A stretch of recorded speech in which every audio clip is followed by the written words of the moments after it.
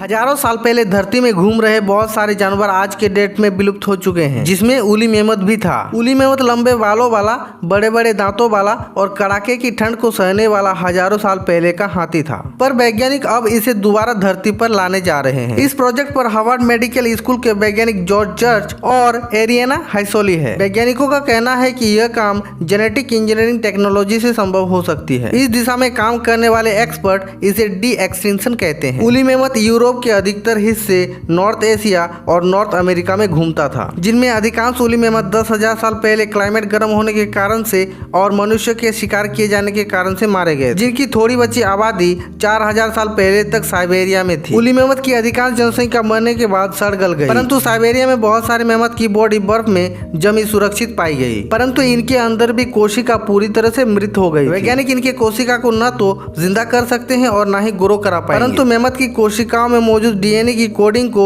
जरूर पढ़ सकते हैं, जिसमें मेमत का व्यवहार, आकार, प्रकार इत्यादि कोड होता है। जॉर्ज चर्च की टीम मेमत को पुनः बनाने के लिए एशियन एलिफेंट के डीएनए से मेमत का डीएनए को कंपेयर किया, जो मेमत के सबसे नजदीकी संबंधी है। वैज्ञानिकों का उन जीनों पर ज्यादा ध्यान था जो मेमत और एशियन एलिफेंट में मैच करते हैं, मुख्य रूप से उन गुणों वाले जीनों पर जिनके कारण से मेमत में बड़े बड़े बाल, छोटी आंखें, चमड़े के अंदर चर्बी की परत थी और जिस कारण से जमा देने वाले ठंड में भी वो जीवित रह सकते थे और उनका खून जमता नहीं था। और फिर वैज्ञानिकों ने जीन एडिटिंग टूल का उपयोग किया। एडिटिंग शब्द से आप समझ सकते हैं कि किसी चीज में काट छाट करके, जोड़ घटाव करके एक नई चीज बनाई जाती है। उसी प्रकार डीएनए एडिटिंग टूल या जीन एडिटिंग टूल के द्वारा पुराने डीएनए में काट छाट, जोड़ घटाव करके हमारी इच्छा के अनुसार एक न्यू डीएनए बनाई जाती है। जीन एडिटिंग टूल के द्वारा बनाया गया न्यू डीएनए कोशिका में डालने के बाद शोधकर्ता इसका टेस्टिंग करते हैं कि क्या वास्तव में वैज्ञानिकों द्वारा बनाया गया इस प्रकार का न्यू डीएनए वाला कोशिका प्लानिंग के अनुरूप काम करता है। वैज्ञानिकों ने इसके लिए 50 विभिन्न प्रकार के